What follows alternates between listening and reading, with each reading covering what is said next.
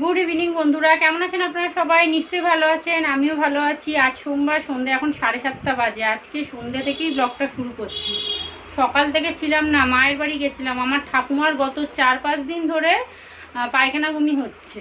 তো ডাক্তার দেখানো হয়েছে, বলে ওষুধ খাওয়ানো হয়েছে, কিছুতেই কিছু সারছে না। তো সকালবেলা গতকাল রাত্রিরে নাকি প্রায় 3-4 বার বমি করেছে। সকালবেলা বাবা ফোন করে বললো ঠাকুমাকে হসপিটালে ভর্তি করাতে নিয়ে যাচ্ছে। তো বড়দা, বড় বৌদি আর ছোট বৌদি গেছিল। হসপিটালে নাকি একটাও বেড নেই। তো এমার্জেন্সিতে দেখিয়েছে, বললো বেড নেই, ভর্তি হবে না। তারপরে আউটডোরে নিয়ে গেছিলো, সেখানে ডাক্তার দেখেছে, দেখে 5 দিনের ওষুধ দিয়েছে। দিয়ে বললো যে 3 দিন খান, 3 দিন খাওয়ার পরে যদি না কমে তাহলে অবশ্যই ভর্তি করাতে হবে। আমাকে বাবা ফোন করলো, তখন কটা হবে, 8:30। আমাকে বাবা ফোন করেনি, আমি বাবাকে ফোন করেছিলাম যে ঠাকুমা কেমন আছে জিজ্ঞেস করার জন্য।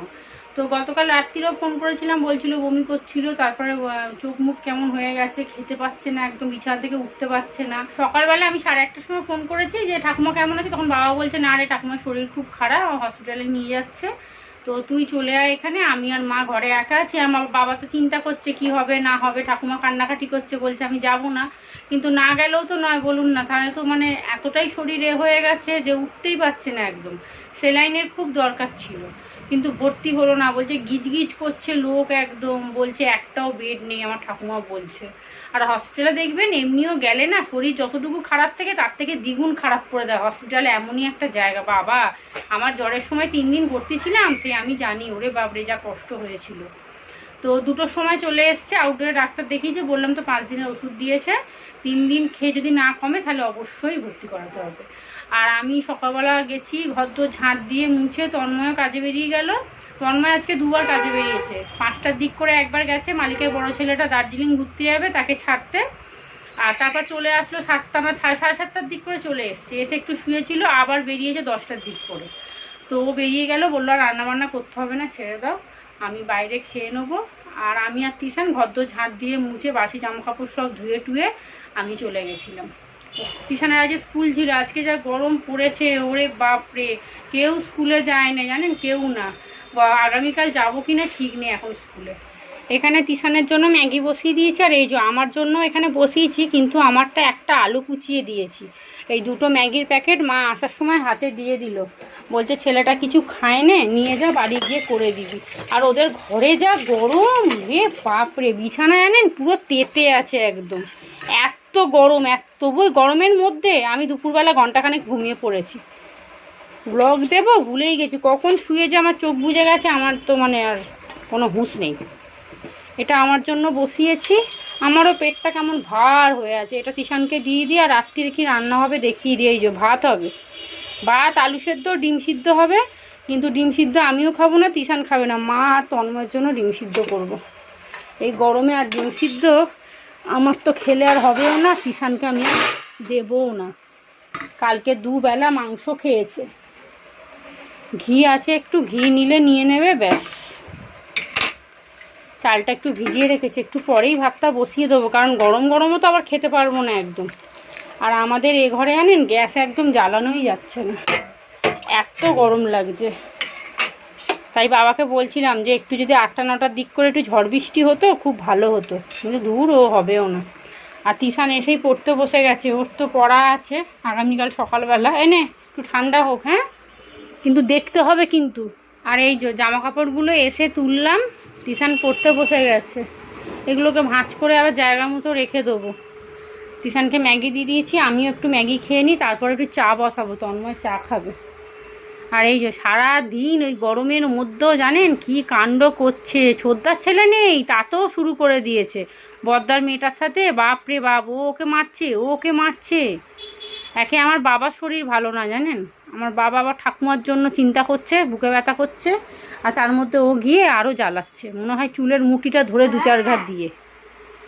এখানে তন্ময়ের জন্য 1 কাপ চা করে নিয়েছি, আর হাঁড়িতে জল দিয়ে একদম রেডি করে রাখলাম। আর এই হলো আমার চা, এটা এখন খাবো না, পরে খাবো, আগে ম্যাগিটা খেয়ে নিই। আর ঝুড়িটা ফাঁকা করলাম, অনেকগুলো বাসন পড়ে গেছে, চলুন ওকে আগে চাটা দিয়ে দিই। আমার ম্যাগিটা ওই ঘরে ঠান্ডা করতে দিয়েছি। আমার ম্যাগিতে ম্যাগি কম, আলু বেশি হয়ে গেছে, ভালো হয়েছে, আলুটা আনেন তো পেট ভার করে। চলুন খেয়ে নিই, খেয়ে তারপরে এইগুলোকে গোছাতে হবে। রাত্রির এখন 9:30 বাজে। এখানে আলুটা সিদ্ধ করে নিয়েছি, সর্ষের তেল দিলাম, নুন দিলাম আর একটা কাঁচা লঙ্কা দেবো। ভেবেছিলাম প্রথমে যে একটু পেঁয়াজ ভেজে শুকনো লঙ্কা ভেজে মাখবো, কিন্তু যা গরম পড়েছে ও বাবা, কারোর কিছু হোক না হোক আমার তো পেট আগে ছেড়ে যাবে বাবা। আর এখন জানেন তো তন্ময়কেও দেখেছি শুকনো লঙ্কা খেতে চায় না একদম, বলে শুকনো লঙ্কা খেলেই নাকি পুরো বুক ফুক জ্বলে, পেট জ্বালা জ্বালা করে, শরীর কেমন করে, ওই জন্য এখন আর খেতে চায় না। আর এখানে ভাত হয়ে গেছে, এই যে মাছ বার করে রেখেছি। ভেবেছিলাম মাছটা খাবো না, প্রায় 2 দিন হয়ে গেল মাছটা ফ্রিজে আছে। তেলাপিয়া মাছ তো কেউ খেতে চায় না, তিশানও খাবে না, তন্ময়ও খাবে না, নয় আমি নয় মা। তো সেই জন্যই ভাবলাম যে ভেজে খেয়ে নিই, ভাতের সাথে গরম ভাত তো বেশ ভালো লাগবে। রাত্রির এখন 10টা 15 হয়ে গেছে। এখানে খাবার দাবার নিয়ে নিয়েছি, তিশানকে অল্প একটুখানি ঘি দিয়ে দেবো। এখানে আলু সেদ্ধ করে নিয়েছি। মাছের ঝাল খাওয়ার থেকে মাছ ভেজে খেয়ে নেওয়া অনেক ভালো, আমার মনে হয় এতে পেটটা অনেক ভালো থাকবে। গুড মর্নিং বন্ধুরা, আজ হলো পরের দিন সকালবেলা। আজকে কী বার? মঙ্গলবার সকালবেলা। এখন বাজে প্রায় কটা বাজে দেখিনি, দাঁড়ান, 8টা 15 হয়ে গেছে। ঘুম থেকে উঠেছি তখন 7:45। উঠেই আগে খালি পেটে একটা গ্যাসের ট্যাবলেট খেলাম। চলুন, তন্ময়ের আজকে মনে হয় কাজ নেই, কালকেই বলেছে গতকাল রাতে যে আজকে মনে হচ্ছে কোথাও বেরোতে হবে না। আবার যদি ফোন আসে তাহলে বেরিয়ে যাবে। কি গরম কি বলবো আপনাদের, জানেন? ওরে বাপরে, ভোর 5টার সময় উঠে জানলা দরজা খুলে দাঁড়িয়েছিলাম, হাওয়াও নেই, কিচ্ছু নেই। চলুন, আর এই যে সকালবেলা মাকে একটু মাছ এনে দিতে বলেছে। এই যে মাছের ডিম আছে, একটা মাথা আর পেটি, আর 2টো পেটি খালি নিয়ে করব, মাছের মাথা আর ডিমটা রেখে দেবো। আর মা যে সিলভার কাপ মাছ দিয়েছে, ওই সিলভার কাপ মাছ তন্ময় তো খাবে না, আমি খেয়ে নেবো। এখানে রান্নাবান্না সব জোগাড় করে নিয়েছি। মাছের ঝোলের জন্য আলু কেটে নিয়েছি, আর এখানে পটল ঝিঙে আলু দিয়ে মাছের ঝোল হবে, আর কলমি শাক ভাজবো। আর এই যে কাটাপোনা মাছ, মাছের মাথা, আর এই যে সিলভার কাপ মাছ 2 পিস ছিল, নিয়ে নিয়েছি। আর এখানে এই যে আদা জিরে আর হচ্ছে টমেটো, এই দিয়ে আজকে মাছের ঝোল করব। রসুনও দেবো না আর পেঁয়াজও দেবো না। আর এই শাকের জন্য একটু পেঁয়াজ কেটে নিয়েছি, আর এটা ভিজে যাবে মাছের ডিম, মাছের ঝোল আর কলমি শাক ভাজা, ব্যাস, আর কিচ্ছু করব না। আর তন্ময় কাজে চলে গেল, বললাম না ওর যখন তখন ফোন আসে। আর এই যে গতকাল রাত্রিরে ভাত করেছিলাম, অনেকটা ভাত আছে, ফ্রিজে রেখে দিলাম, থাক।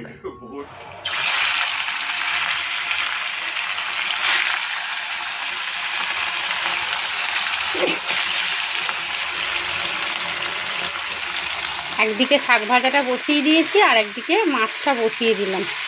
ভাতটা পরে বসাবো, ঘর ঝাঁট দেওয়া হয়ে গেছে। পিছনে আবার পাউরুটি নিয়ে এসছে, কোয়াটার পাউরুটি, ওকে ফুল আনতে দিলাম, আজ মঙ্গলবার। কোয়াটার পাউরুটি মাখন দিয়ে খাবে, মাঝখানটাতে একটু ছেঁকে দিয়ে দিই ওকে। আর আমি আমার জন্য এই দেখুন প্রেসারে, ছোটো প্রেসারটাতে গোবিন্দভোগ চাল একটু নুন দিয়ে ফেনা ভাত মতো করেছি। আর গতকাল রাত্রিরে না আলু সেদ্ধটা অনেকটা হয়ে গেছিলো, ওই জন্য ওই আলুটা দিয়ে খেয়ে নেব। আজকে লোন আছে, ওটাই তো চিন্তা, নাহলে আর কী আছে। মশলাটা পেস্ট করবো, আলুটাও সিদ্ধ বসাতে হবে, মাছগুলো আগে ভেজে নিই। এখানে তিশানের ব্রেকফাস্ট, বাটার দিয়ে পাউরুটি, কতই দেখুন চুমুক দিয়ে দিয়ে খাচ্ছে, দেখুন এই দেখুন কত মাখন নিয়ে, আর মাইক্রোওভেনে গলিয়েছে। এই যে অর্ধেক পাউরুটি রেখে দিয়েছি, আর আমার কপালে এই যে সিদ্ধ ভাত, আর এই যে আলু সিদ্ধ। মাখনও নেব না, পেটটা ভালো নেই। এই পাউরুটি দিয়ে বাটার দিয়ে খেতে হেভি লাগে।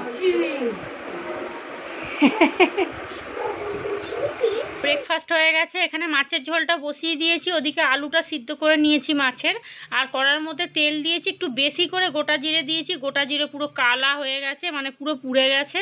পটলটা একটু ভাজা ভাজা করে নিয়েছি, এবারে আলুটা দিয়ে দিলাম। আলুটা দিয়ে এবার যে মশলার পেস্টটা করেছিলাম, আদা টমেটো কাঁচা লঙ্কা, ওইটা দিয়ে দিলাম। হ্যাঁ, জিরে ছিল অবশ্যই, আদা জিরে বাটা দিয়ে আজকে ঝোলটা করছি। আমার বাপের বাড়িতে জানেন তো, ছোটো থেকে দেখতাম মা যখন মাছের ঝোল করতো এই মশলাটা দিয়েই করতো, আদা জিরে কাঁচা লঙ্কা লঙ্কা একবারে শিলের মধ্যে বেটে নিত, ওই বাটা মশলা দিয়ে যে ঝোলটা করতো ওর স্বাদটা কিন্তু পুরো আলাদা একদম। চলুন এখানে এবার ঝিঙেগুলো দিয়ে দিলাম, ঝিঙে পটল আলু দিয়ে তো ঝোল করব, কিন্তু ঝিঙেটা না আগে দিইনি, তাহলে পুরো গলে পাঁক হয়ে যাবে। তন্ময়ের আবার মানে ঝিঙে ভীষণ প্রিয় বাবা, আমার আবার ঝিঙে অতটা ভালো লাগে না, আমি আবার ঝিঙে আলু ভাতেটা খেতে ভীষণ ভালোবাসি। জল দিয়ে দিয়েছি, একটু পাতলা করেই ঝোলটা করব তাই বেশি করেই জলটা দিলাম।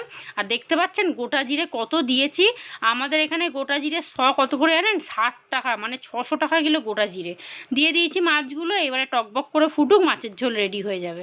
ঘরদোর সব মোছামুছি করে নিয়েছি, কিষান এখানে আবার আঁকতে বসেছে। চলুন আমার রান্না বান্না হয়ে গেছে, খালি ভাতটা খালি হচ্ছে। বাসন কটা ছিল মেজে নিয়েছি, এই যে ভাতটা হচ্ছে। এই হলো মাছের ঝোল, পটল আলু ঝিঙে দিয়ে, খুব বেশি ঝোল করলাম না, 3টে মানুষ খাবো তো, খুব বেশি ঝোলের দরকার নেই। আর টমেটো একটু বেশি হয়েছিল, রেখে দিচ্ছি, টক হলে তন্ময় না আবার চেঁচাবে। গরমে এর থেকে বেশি রান্নাবান্না করতে পারছি না। আর এই যে ভাত হয়ে এসছে, উগুর করে দেবো। যে কটা বাসন ছিল মেজেছি, আর এই কটা আছে, রান্নাঘর পরিষ্কার করে তারপরে লোন দিতে যাব। মারাত্মক গরম লাগছে বন্ধু। রান্নাঘর পরিষ্কার করে নিয়েছি, বাসন কোসন মেজে নিয়েছি, কড়াটা আর একটু ভালো করে মাজলে ভালো হতো, কিন্তু আর পাচ্ছি না। ভাতটা এখানেই উগুর করলাম, নিচে করলে না আবার সেই সৌরি হয়ে যায়, মুছতে হয়। আর এই যে মাছের ঝোলটা অনেকটা হয়েছে, পটলটা যা ছিল দিয়ে দিয়েছি, এইটা একটু পটল, কচি পটল তো মাছের ঝোলেই খেতে ভালো লাগবে। আর তন্ময় কখন আসবে দেখি ফোন করবার। এই যে আমি এখন একটুখানি জলমুড়ি খাবো। উফ, ভালো করে পরিষ্কার করে নিয়েছি। চলুন এবার লোন দিতে যাবো। এখন 11টা 35 হতে যায়। মুড়িটা খেয়ে জামা পরবো, নাহলে আমার জন্য না বসে থাকবে আবার। আর এই যে ওর রং করার, এই রং করা বলছি, দেখছেন আঁকার ইচ্ছা হয়েছে, ফোন দেখে দেখে আঁকছিল। দেখি কি এঁকেছিস, দেখি খাতাটাতে। ওটা কি পাহাড়? পাহাড়ের নিচে ছোট্ট বাড়ি, দেখাবি তো, উড়ে যাচ্ছে তো। এই দেখুন আঁকছে এখনো, যখন আঁকায় দিয়েছিলাম তখন আঁকতো না, ফাঁকি মারতো, এক রোববার যেত আর এক রোববার যেত না। হ্যাঁ, প্রত্যেক রবিবার মা বাড়িতে গিয়ে বসে থাকতো। চলুন এসে পুজো দেবো। কি ফুল এনেছে, একটা এরকম সেই শুকনো জবার মালা নিয়ে এসছে। হ্যাঁ রে, কুচু ফুল দেয়নি। হ্যাঁ ও গেছেই দেরিতে, জানেন 10:30টার পর গেছে। বাজে এখন 1:30, চান হয়ে গেছে, পুজো হয়ে গেছে, তিশানেরও স্নান হয়ে গেছে। আমরা লোন দিয়ে আসলাম তখন 1:45। কি রোদ্দুর উঠেছে। তারপরে গতকাল ছাতাটা বাড়িতে রেখে এসেছি, মাকে ফোন করেছিলাম যে তুমি বিকেলে এসে ছাতা দিয়ে যাও আগে। আর এখন ভাত খাবো, তন্ময় ফোন তুলছে না, আসবে কি আসবে না জানি না। যখন আসবে ভাত আছে রেডি একদম, এসেই খেতে দিয়ে দেবো। আর আজকে মাছের ঝোল করেছি, আর ওই কলমি শাক ভাজা, লেবু আছে, ওই দিয়েই ভাত খাওয়া হয়ে যাবে। যা গরম পড়েছে, ওরে বাপরে। ওই রোদ্দুরের মধ্যে ছাতা ছাড়া আমি আর তিশান গেলাম, তাও আজকে তাড়াতাড়ি হয়ে গেছে।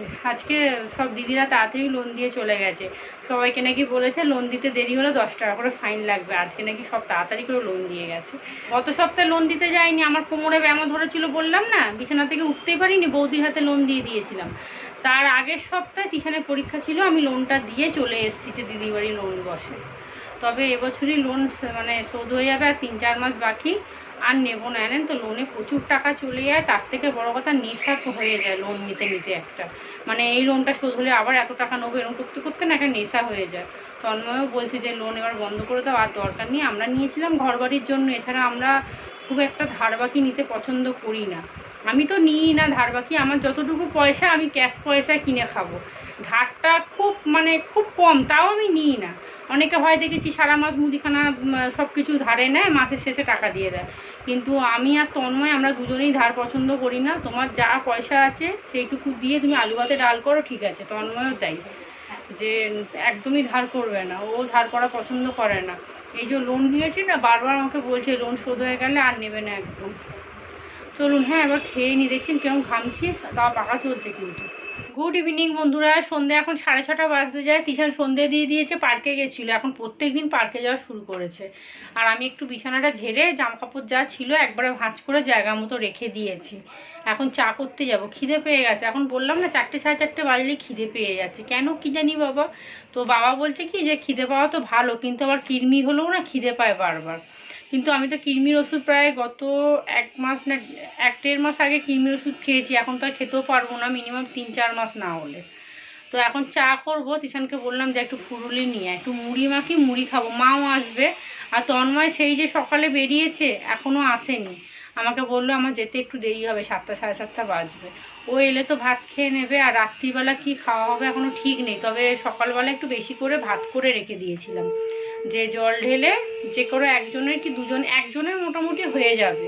ফ্রিজে গতকালের যা ভাত ছিল সেগুলো আমি আর তিশান খেয়েছি, আর হাঁড়িতে এখনও আধারি ভাত পড়ে আছে। তন্ময় কতটা খায় দেখি, তারপরে জল ঢেলে দেবো সঙ্গে সঙ্গে। চলুন এখন চা করি। মা বেরিয়ে গেছে, মা আসুক, ছাতা না নিলে না খুব অসুবিধা হয়ে যাবে। তিশানকে চপ আনতে বলেছিলাম, এটা মনে হয় এমনি দিয়েছে। হ্যাঁ, ও এরকম দেয়। এটা আলুর বড়া, এটা বেগুনি, বেগুনিগুলো এরকম অবস্থা। ফুরুলি কই? ফুলুরি দেয়নি ও, এ বাবা, তার মানে একটা দিয়েছে ফুলুরি। দেখুন, একটা ফুরুলি কেন, দুটো বললাম তো। এটা কি, এটা কি? সব বেগুনি নিয়ে চলে এসছে। আমি কি বললাম অবস্থা! দুটো ফুলুরি দুটো বেগুনি। আর এখানে আমার জন্য চা করে নিয়েছি, মায়ের জন্য চা করেছি, এই যে দুধ দিয়ে গুলে নেবো। রাত এখন 10টা বাজে। আজকে রাত্রিরে খাওয়া দাওয়া হচ্ছে পান্তা ভাত আর আলু সেদ্ধ। আমি আর তিশান খাবো, আর তন্ময় খাবে মাছের ঝোল দিয়ে মুড়ি, মাছও আছে 2 পিস। চলুন তাহলে আজকের ব্লগটা আমি এখানেই শেষ করছি। আপনারা সবাই ভালো থাকবেন, সুস্থ থাকবেন, সাবধানে থাকবেন। আজকের মতো সবাইকে টাটা।